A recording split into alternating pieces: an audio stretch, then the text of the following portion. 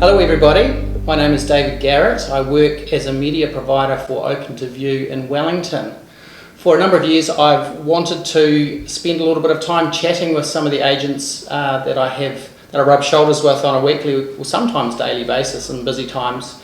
And I've got a little bit of space at the moment, so I thought, well, this is a great time to start this whole interviewee thing. So I'm calling it the Real Talk Podcast. And I'm just going to introduce a few different people that it's kind of like a behind the scenes, behind the facade, or the person that you see online in real estate. And today I'm talking with Jane Park. How are you going, Jane? Good, thanks, David.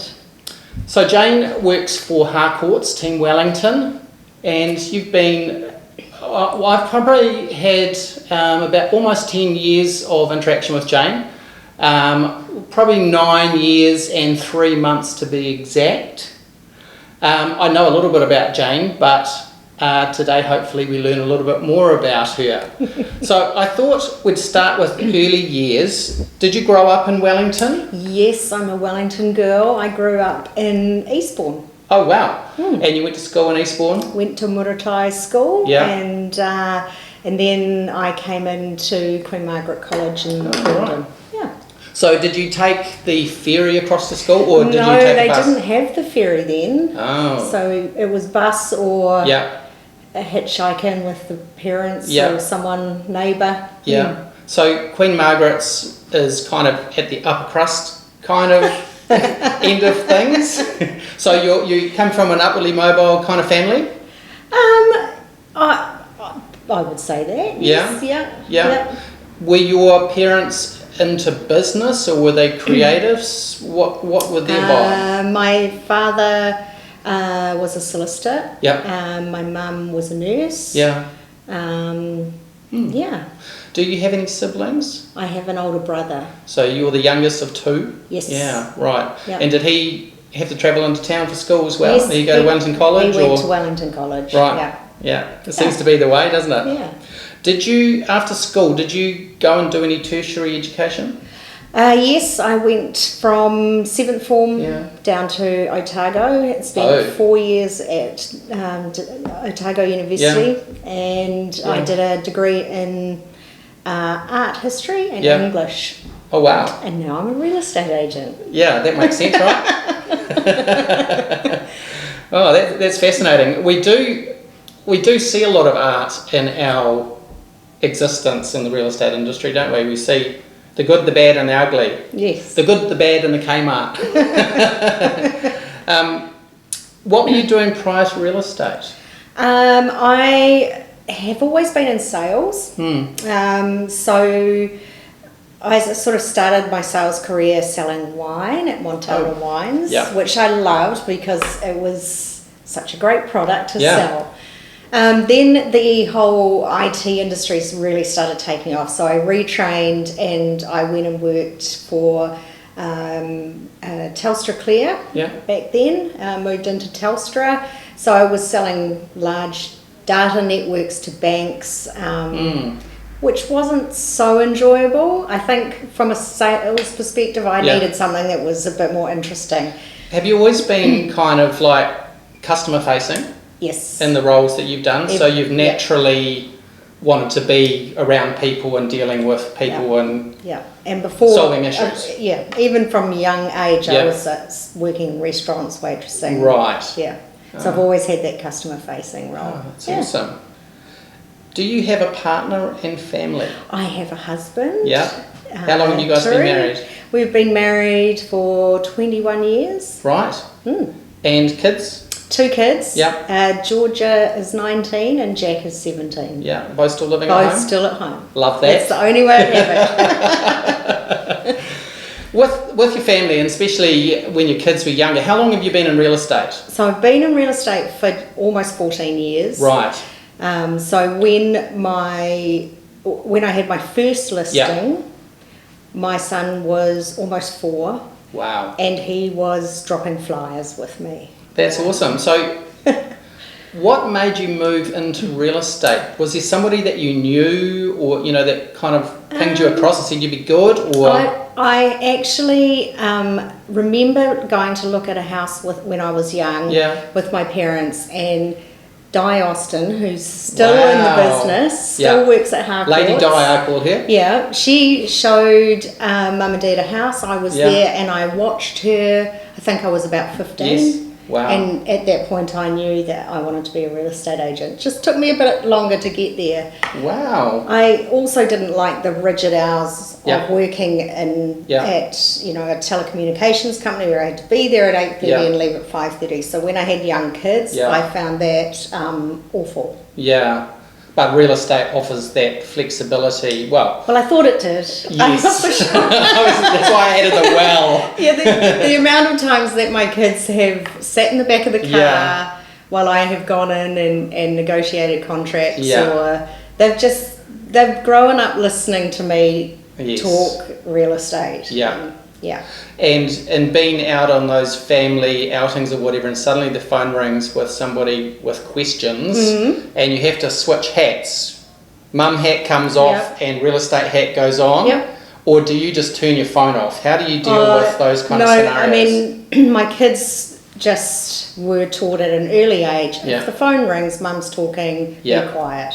Nowadays I have to worry about the dogs yapping in the background, but it's always a bit of a juggle. I was in real estate myself, and from before having kids, and my wife was a bit of a real estate widow for a number of years there, because you spend a lot of your weekend busy at open homes, and Saturday, back in the day, you were running around and doing offers. You had to do everything manually. You had to actually drive to get signatures.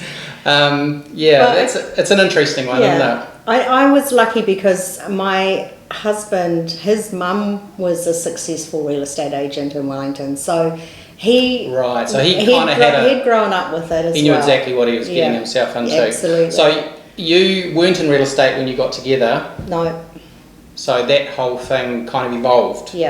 Yeah, interesting. I remember we were having a dinner party with friends. There would probably be about 20 friends sitting around a table, and I said to everyone, I've got something to say, and everyone looked at me. Oh, okay. And I said, I'm going to become a real estate agent, and you could have cut the air with a knife. But everyone was really happy for me, but it was quite a funny... It is interesting going into social situations, and you're inevitably meeting new people. What do you do comes up, and there can be different reactions to that in a social situation. I kind of feel like it's better than it used to be, but it's definitely better than it used to be. People, it's more respected than when I first started. And that's partly due to the regulations that have come into the industry and the upschooling that everybody's had to go through, which is a good thing. It was a little bit like the Wild West at one stage. Lots of drinking, lots of parties, all kinds of craziness. There are some agencies that still do that, but very few. That's interesting. What do you do for fun? Well, yes, when I was thinking about that, I was like, what do I do when I actually have some time? And to be honest, the simple things is what I like doing because I'm racing around the city all the time. So for me, just going to more Wilson's and getting some really nice produce and cooking. Love it. Maybe one really special meal a week for my family. But also I spend a lot of time walking my dogs. Yes. My favourite happy place is dog on beach.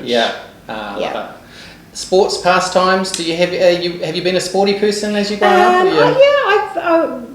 I wouldn't call myself athletic, but I try to do Pilates 3 times a week on the reformer machines. So awesome. Just to keep strength, because we're running up a lot of steps, we're going into basements. We're putting flags up. We actually need to make sure that we. And then you see inevitable moving boxes and helping people, often older people, selling their homes. Just do those final touch-ups. It's a physical job. It's not just sitting at a desk. No, you're right.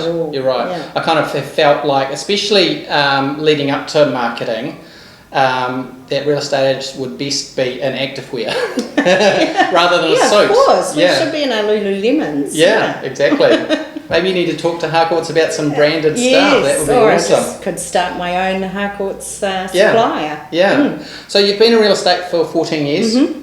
And have you always worked for Harcourts? Always worked for Harcourts, yes. So you basically followed Lady Di into her office. I did, yes. And now you're sitting within 3 metres of her, 10 metres of her? Yes, I can hear every conversation. Oh, that's awesome. That's awesome.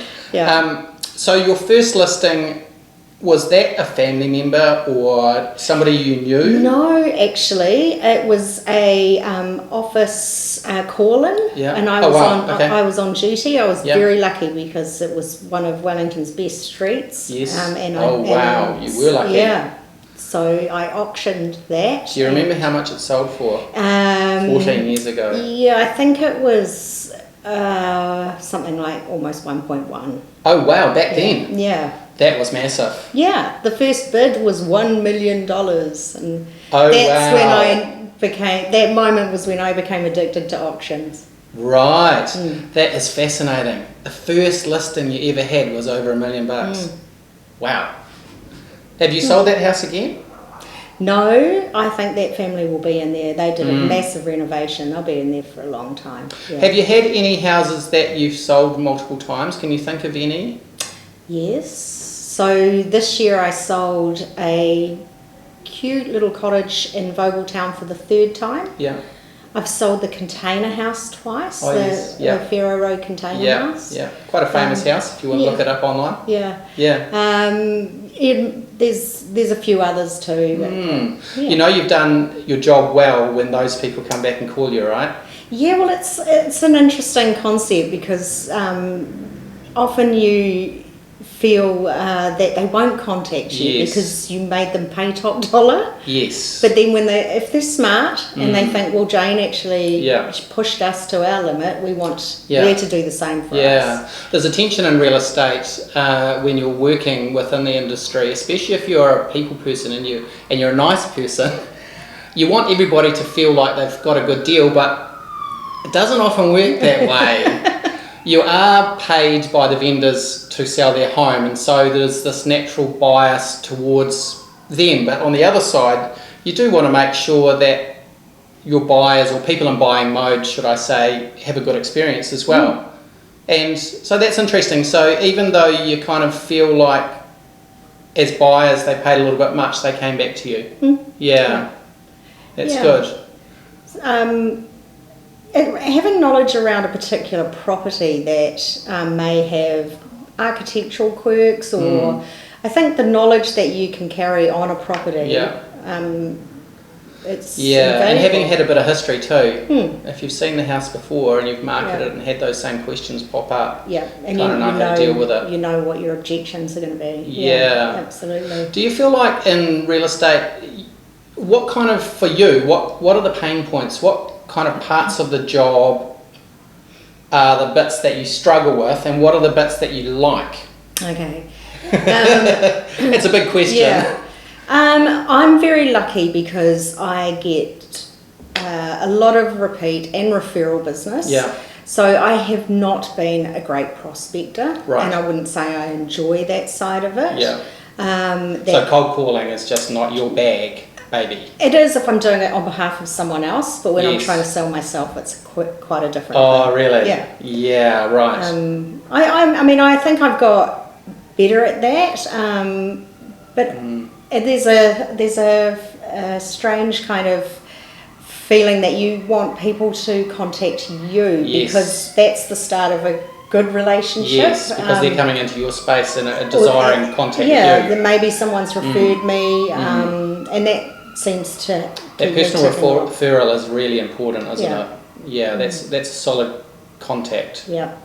Do you do anything to encourage those... You know, you have those people that are real diamonds in your networking group, or the people of influence, in your sphere of influence, and they are natural networkers themselves, and they will put you out. They will just throw you everywhere. Do you have people like that? Yes, could you say definitely. Sometimes it's mum? Yeah, no, I mean, I'm the first person to refer someone who I know, and And I think if people know you're that type of person, Yeah. then they're more likely to Yes. do the same for you. Interesting.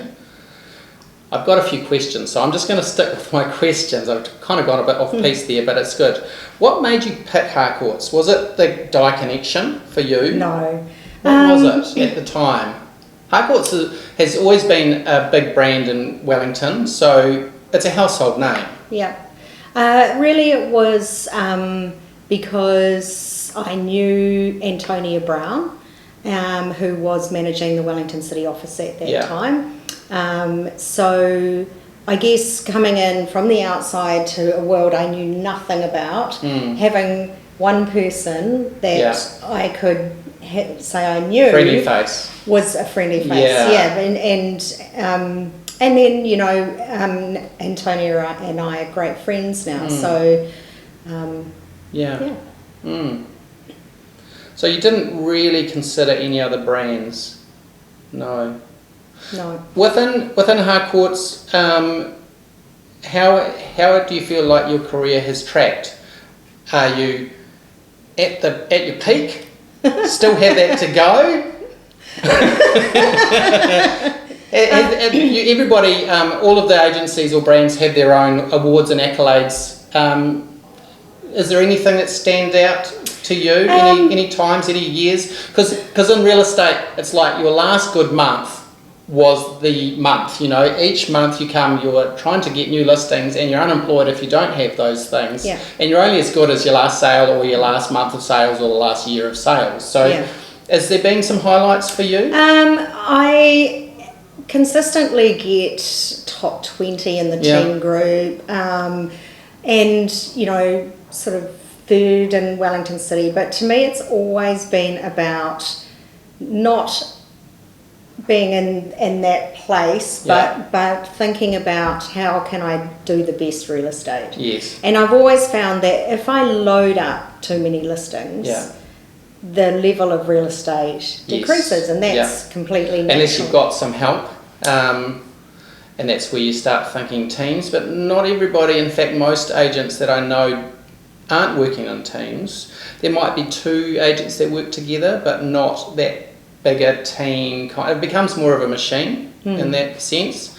There seems to be a couple different types of people, personality types that do well in real estate, in my view, and they are either systems focused people or relationship focused people, and ideally you have a bit of both, but there seems to be a focus from one or the other, and I can tell those people because for me as a media provider, the systems focused people I really have very little contact with. Right, yeah. And in fact, some of them don't even know my name, and I've been working for them for 5 years. They will call me other names. They will get me confused with other photographers, which I find fascinating. Yeah. I mean, I've recently started working with Carla. She's very systems focused. Yes. I am more a relationship focused agent. Yeah. Awesome. Do you, within your company, have a farming area or suburb of focus? No. It's where the wind blows me. I love that.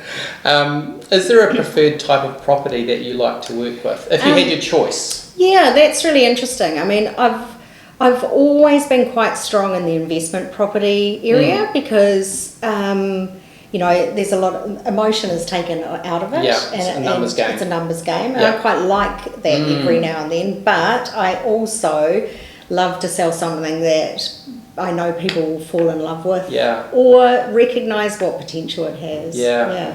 It's definitely it's a different experience for the agent when you're working in that investor market as opposed to the first home buyers market and you've got a cute villa on the market. There's a lot of emotion and there's a lot of other extra payoffs.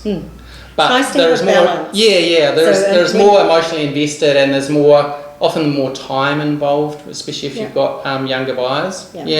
Interesting. Okay, so we're going to ask about marketing vehicles, and these are like no price, auction tender, that kind of thing. And most agents have some kind of preferred method. So we'll see what Jane says to that. I say auction or tender. Auction or tender. Yeah. So it's definitely no price marketing for you? Absolutely, yeah. When you go and talk with vendors about this, how do you pitch it to them in terms of price versus no price? Why would you choose an auction or a tender over just putting a BEO or a price on it? It really just comes down to Wellington's really a diverse landscape of property. Very much so. One house can be worth $1 million and be facing north, Yeah. and then you go around a corner Yep. and the same house built in the same decade Yep. facing south is Man. worth a lot less. So, Yep. so when we compare properties, we can kind of get an idea about that, but we don't know what someone's prepared to pay. No, right. So you're, in that sense, you're leaving it to the market. Leave it to the market. Yeah. I mean, our job is to put a strategy in place Yeah. to try and get the most we can for our vendor. Yeah. But we don't want to kill it right at the start by putting a price Yeah. on. I mean, recently in this market, we've been doing a lot more of that so Yeah. that we can try and get buyers to properties. But With just in terms of the market in Wellington, we had COVID inflated the prices. There was a burning of cash, of cheap money, and everybody bought, and the prices just got ridiculous, out of kilter. And then the council comes along in that final year and sets the rates. So our rating values, now that the market has settled back to what we would call probably a more normal capital growth, the RVs, the rateable values, are well out of kilter with the prices. So how would you overcome that with owners, where you're trying to pitch it? yeah, it's particularly difficult with out-of-town owners, and Right. actually probably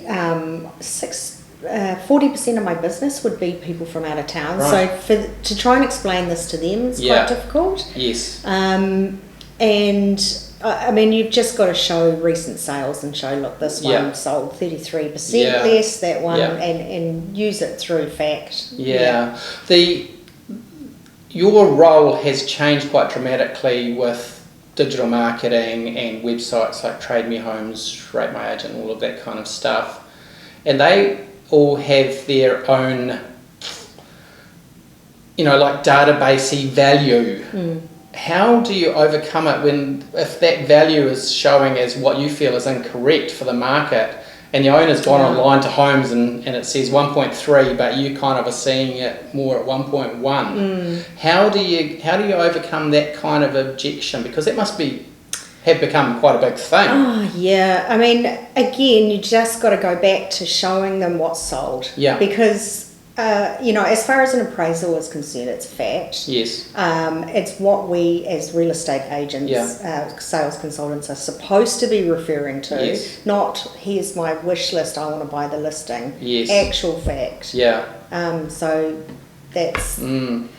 And it's hard for an algorithm to know what has been done to the house that didn't require a consent. So absolutely. you can do your bathroom up, or you can do your kitchen, change the bench top, which will add value, real value. Yep. But or it could be a townhouse at the end of the row that has more windows. Yes. So it's lighter. Yeah, and you might have had a middle one sell that had a dodgy old deck and some broken tiles, and the end one has been renovated and beautiful. Yeah. You've just got to reflect your marketing to try and overcome what else they're looking at. Yeah, interesting. Yeah. So how do you find homes to sell? Is it mainly referral at this point in your real estate career? People know my name, or they've heard things, or they've attended an open home, or I've dealt with them as a buyer or a referral. Do you do much letterbox drops or cold calling, telemarketing, that kind of thing? No.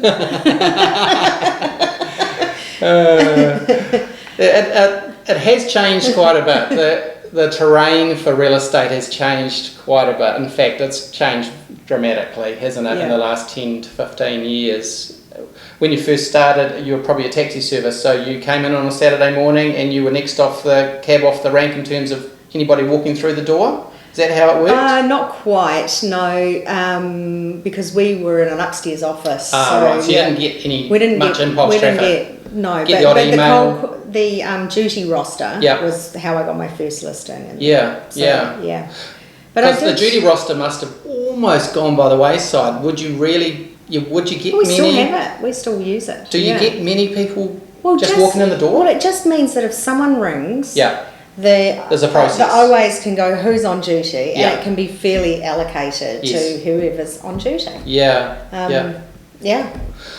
How do you deal with the mountain of paperwork that is involved in real estate now? I remember when I first started, and this was 20-something years ago, the sale and purchase agreement was, at that stage, it was a 5-pager, which grew very quickly in this first or second year that I was in it to a 12-pager. And now how many pages with AML? Would it be 15 pages for a sale and purchase agreement? I don't know. For a sale and purchase agreement, I think it's over 30, isn't it? Wow. Oh. Yeah, I don't, and in terms of your listing agreement, for me when I first started, it was 1 page, Yeah, 1 A4. It went to 6, but it's now come back down to 4. Yeah. So how do you deal with the mountain of paperwork that's involved? You just get fast at it. Yeah. Yeah. I don't really know. I just don't let that overcome me. I just know you've got to do it. Just do it. Don't rely on other people to do it. Yeah. Be able to do everything yourself. Yes. The thought of coming into real estate for people that aren't in real estate must be quite daunting nowadays. Absolutely. Because you just see all of this legalese that you don't know anything about, and you kind of feel like your head's on the block if you say or do anything wrong or don't do anything that you should have done. Yeah. How does Harcourts get new people? How do they... Well, Harcourts has fantastic training through the Harcourts Academy. Yeah. I think that attracts a lot of people who want to start in real estate. Yeah. It's all on offer. Everything's there for them to learn. Buddying up with older agents or more established agents is a great way. It's a great way because you learn the scripts and dialogues. Yeah. Every industry, sales industry, has their dialogues and their scripts, and it's something that you really have to get down pat. And it does become second nature. If you're not doing it, if you're not getting those listings, you're going for appraisals again and again, and you're second or third all the time. Sometimes those scripts need to change. Absolutely. Do you, in your office, do you ever have times where you kind of bounce off each other, pretend to be I do vendor? role play. Yeah, role playing. Is there anything like that?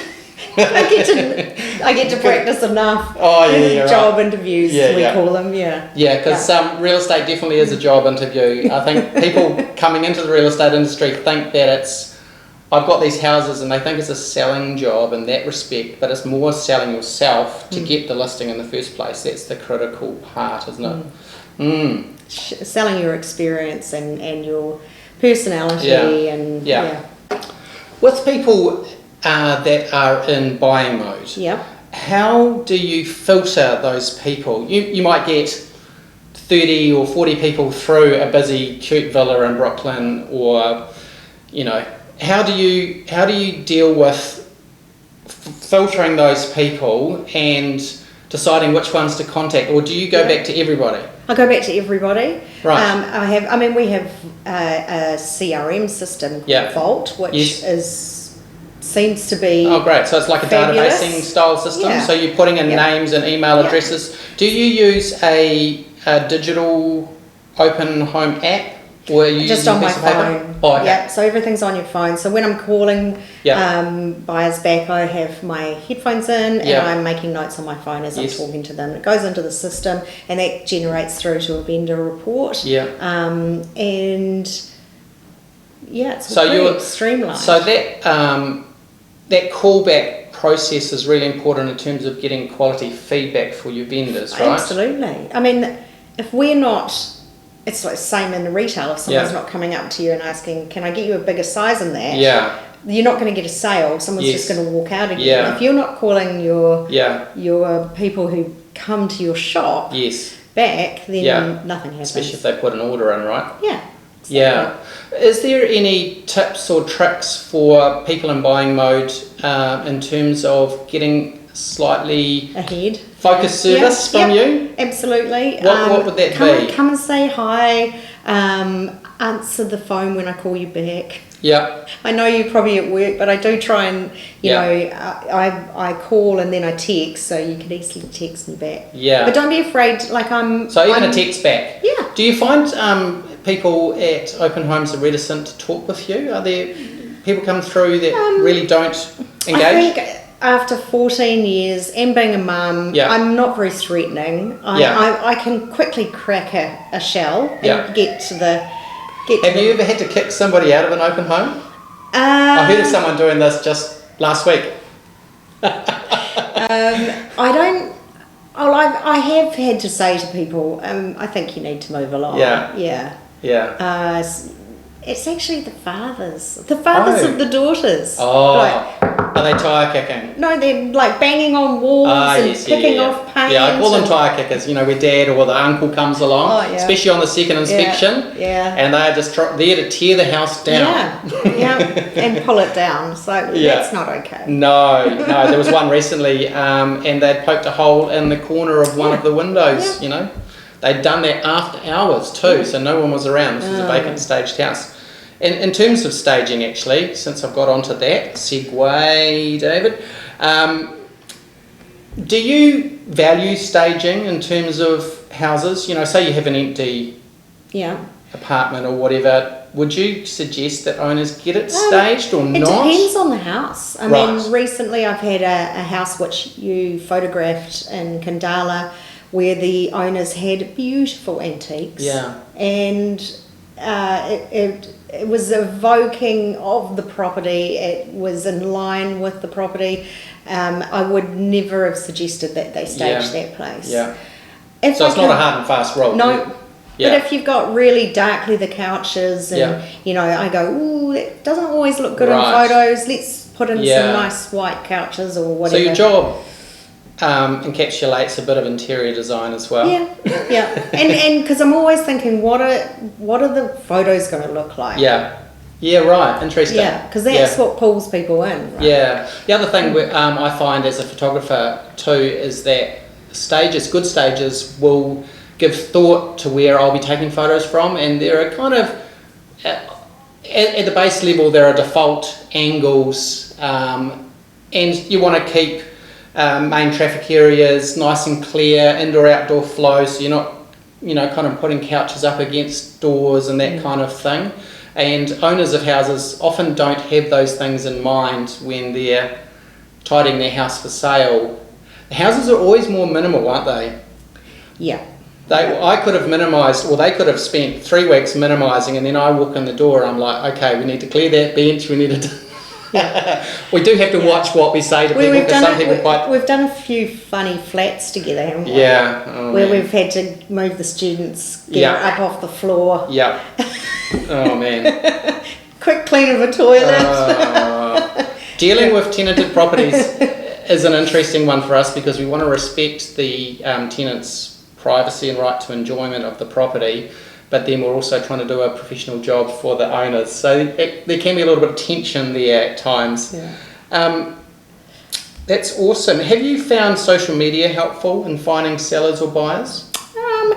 Yeah, I don't know whether I could say I've actually had a listing come from social media. Yeah. I mean, I know it's important, and if you're starting out, it's really important. Yeah.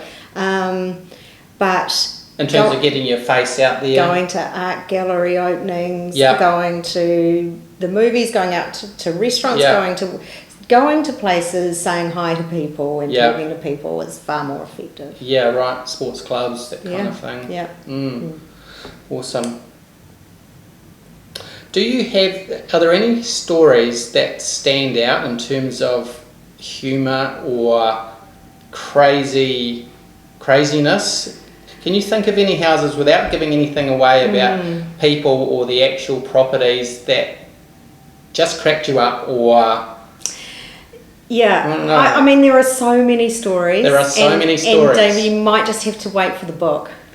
I love it. I'm going to write a book too. Yes. there can be some weeks where every single day there is an interesting person or an interesting house to view, and we just smile. Sometimes I'm with Jane at times, and you just smile at each other and like, yep, this is one of those, and there's a quiet enjoyment in that moment. Just to finish, Yep. if you could give your younger salesperson self any tips in terms of success to kind of accelerate them up the ladder. So I'm kind of talking from your experience, but also to potentially to someone who's interested in coming into real estate.